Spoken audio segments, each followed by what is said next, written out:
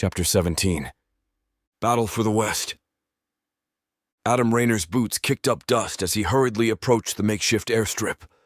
The sight of Russian fighter jets landing among the deafening sounds of other supply aircrafts was unexpected and bewildering, especially given the intricacies of geopolitics that had often seen Russia and the U.S. at odds. The roar of engines drowned out most other sounds as the Russian planes touched down near Busan. Adam identified a pilot stepping out from one of the fighter jets, his flight suit bearing the unmistakable insignia of the Russian Air Force. Without hesitation, Adam approached the pilot, seeking answers. "Captain Petrov," the pilot introduced himself, seeing Adam's rushing over. "Why are the Russians here?" Adam questioned, barely containing his astonishment. "How did this alliance form?" Captain Petrov removed his helmet, revealing sweat-beaded forehead and intense eyes. "Things have changed. This isn't just about territories and politics anymore. It's about survival." Adam pressed on. "But why ally with Japan, America, and its partners against China? This is unprecedented." Petrov motioned Adam to a makeshift command post where a few charts and documents lay scattered. "Our scientist made a crucial discovery," Petrov began, his tone graver. "The chips that China's been distributing worldwide, they aren't just tracking devices. They contain a dormant, malicious program. It's like a time bomb, waiting for the right moment." Adam's eyes widened. He'd heard rumors of the chips, of course, but the details were fuzzy. "What's the endgame? And how did you find out?" "The endgame? Control. Maybe even global dominance. If triggered, these chips could cripple any system they're attached to," Petrov explained. "We stumbled upon this when one of our top tech analysts raised suspicions about the chip's complex structure. Upon further investigation, our scientists realized its potential danger."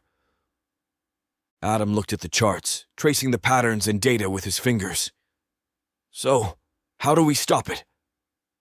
"We found a way to neutralize the malicious programming without destroying the host systems," Petrov revealed. "It's not a complete solution, but it's a start. And for that reason, our interests now align with yours." Adam took a moment, letting the weight of the situation sink in. The enemy of one's enemy had truly become a friend. The roar of jet engines filled the air as Adam posed his question, his voice barely above a whisper, yet thick with urgency. "Will you share this intel?" A shadow approached him from the corner of his eye, originating from one of the supply planes. The deliberate click of heels against the tarmac cut through the drone of the engines. A woman dressed in a sharp, dark uniform emerged from the backdrop of aircraft and personnel. "Mr. Rayner, I presume?" Her voice was chillingly calm, yet there was a hint of intrigue in her eyes. Adam spun around, momentarily taken aback, his guard up. "How does everyone seem to know my name?" he questioned, his tone fueled with frustration and curiosity. "I only mentioned it to a few officers aboard the USS Forrest Sherman a few days ago." The woman stood tall, emanating an air of authority and secrecy. "Natasha Botyan," she introduced herself with a nod. Her gaze held his, unyielding. "Your name was shared with us through channels that trace back decades, reaching the depths of World War II. Her words hung in the air. The atmosphere grew thick with tension. The distant hum of jet engines faded into the background, leaving an almost eerie quiet between them. "Why the hell would I be tied to anything from World War II? I don't even know of anyone still alive from that era. And who exactly are you to know about it?" Adam demanded, his voice edged with suspicion. She stepped closer, the setting sun casting an elongated shadow of her figure on the tarmac. Her piercing gaze locked onto Adam's. "I am Natasha Botyan," she declared with a heavy accent, pride evident in her voice. "Daughter of Mateo Botyan." Recognition dawned on Adam's face, but confusion quickly followed. "Wait a minute," he murmured, trying to piece together fragments of historical knowledge. "Isn't Mateo Botyan the famed operative who saved parts of Poland during World War II? How do our paths cross?" A slow, knowing smile crept onto Natasha's lips. My father didn't just fade away after the war, Mr. Rayner. He continued in the shadows, collecting secrets, uncovering truths.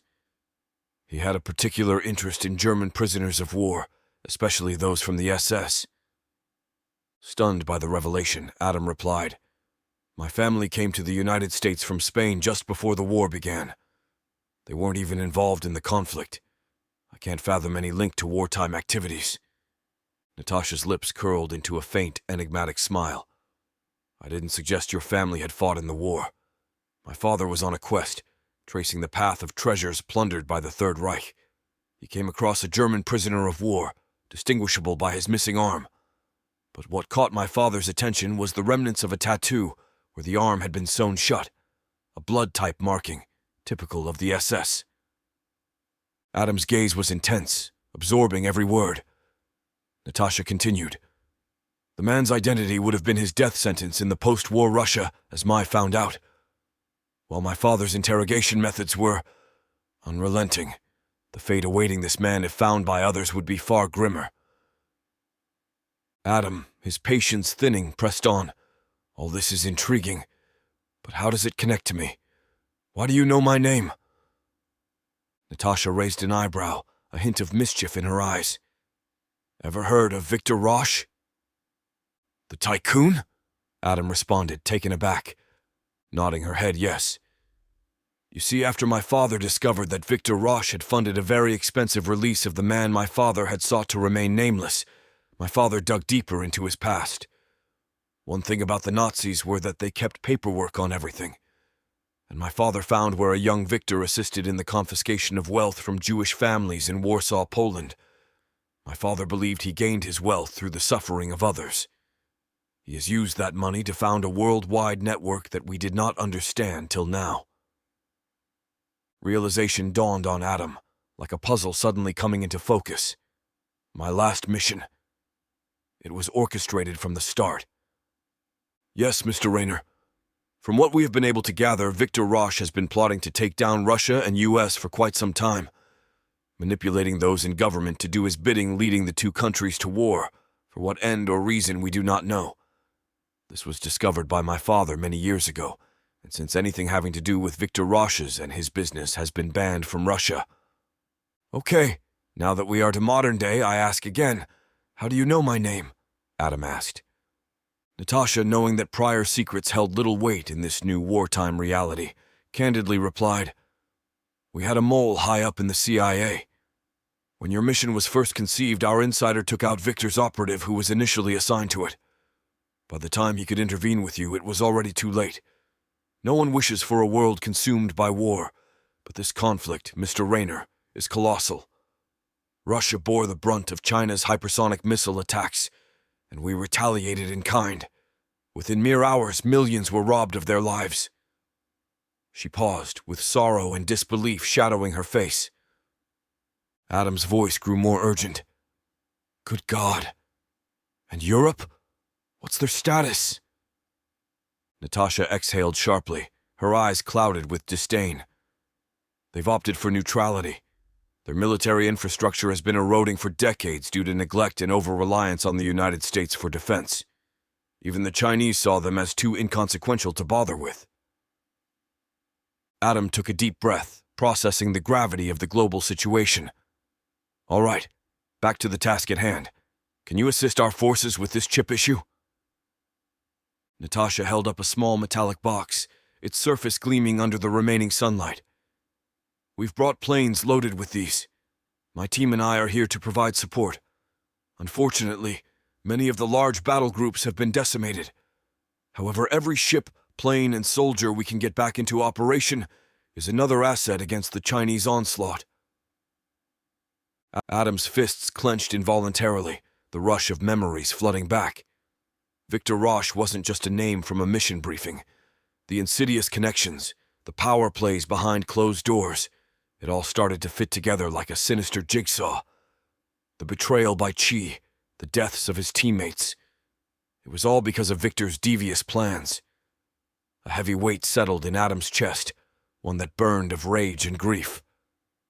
In that fleeting moment, revenge consumed him. He imagined coming face to face with Chi, holding him accountable for his treachery. But those fantasies, as satisfying as they might be, were distractions. There was a larger war at hand, and personal vendettas would have to wait. Turning his attention back to the object Natasha presented, Adam observed closely, trying to grasp every detail. The small devices looked deceptively simple, almost like a thumb drive, but their purpose was much more critical. And once it's connected, it neutralizes the chip's malicious programming, Adam asked, his voice tinted with both hope and skepticism. Exactly, Natasha explained, holding the device up. Its coding interacts with the dormant programming in the chip, rendering it inert. Think of it as a vaccine, perhaps, but for machines, though this must stay forever attached to the device. She then went on to demonstrate its application on a nearby piece of equipment, inserting it into the USB slot. Lights blinked for a moment, and then it settled. Once it's done its job, you'll see this green light. This means the chip is now safe. Larger machines such as a F-35 fighter jet. Longer device takes. Those that flew with us had a processing time of 20 minutes. Without this, their missiles lock on instantly with no hope of escape. Adam whistled softly, impressed. This could change everything, he mused, looking at the plethora of boxes they had brought.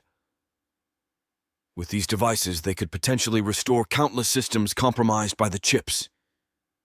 He nodded at Natasha, gratitude evident in his eyes. Thank you. This will make a huge difference. She smiled faintly. It's our way of fighting back, Mr. Rayner.